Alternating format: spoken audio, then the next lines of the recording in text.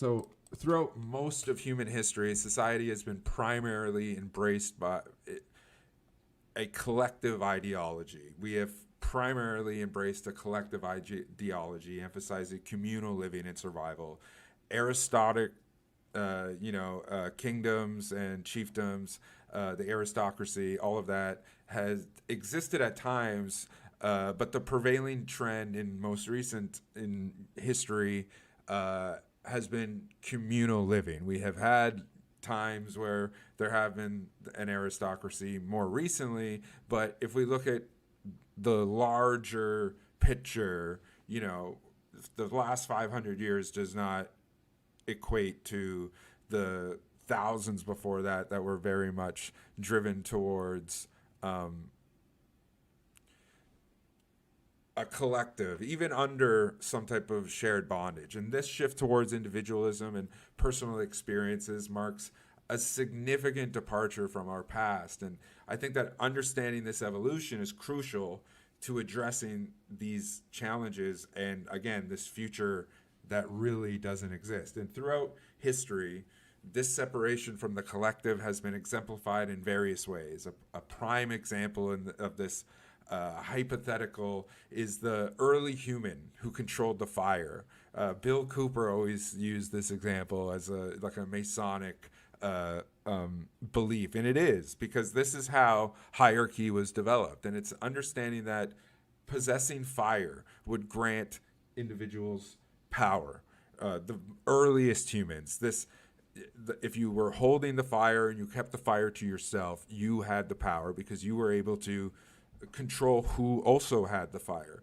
And this individualistic approach, while separating those very few people who knew where to get fire from or how to wield the fire, separated them from the collective. And this demonstrates this inherent human trait for seeking individual survival and taking individual advantages through individual means. And now this is not a universal trait. We all have the capacity for it, but some people have the capacity for it. Some beings have the capacity for it more than others.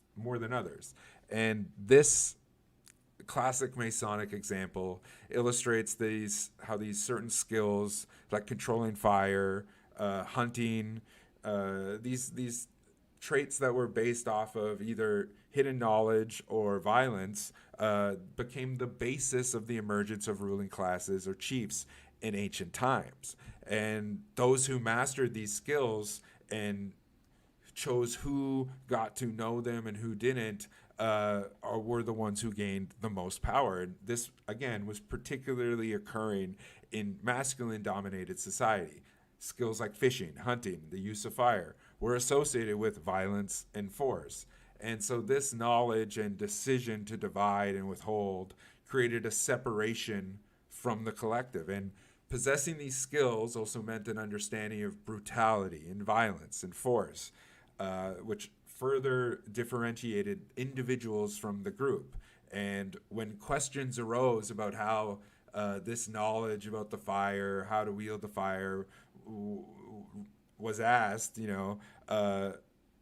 the lack of a tangible explanation besides just, well, because it's mine or whatever, is this often led to perceptions of divinity. Rather, if a priestly class of people said, well, that's because you're God, or because you talk to God, the fire represents God, or because the person themselves who had the fire said, I'm God, this represents God.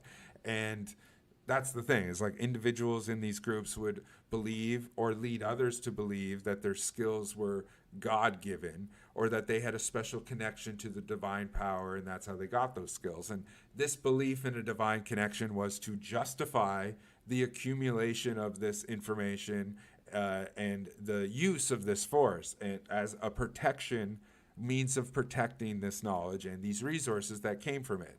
And so then these were the three primary methods emerge for establishing a hierarchy: the hoarding of vital information, the use of violence and force, and the claim to divinity, the right of kings. And these methods were facilitated the rise of state hierarchies and the division between ruling classes and oppressed classes. The ruling class could justify their position by claiming divine right or by using force to protect their knowledge and resources, which would include these various skills like farming or hunting.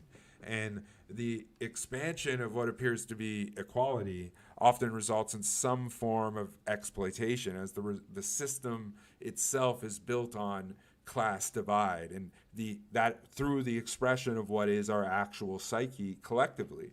And this historical development of social hierarchies illustrates how human evolution and how our psychological evolution and the pursuit of this individualized self has shaped our societal structures and class systems over time.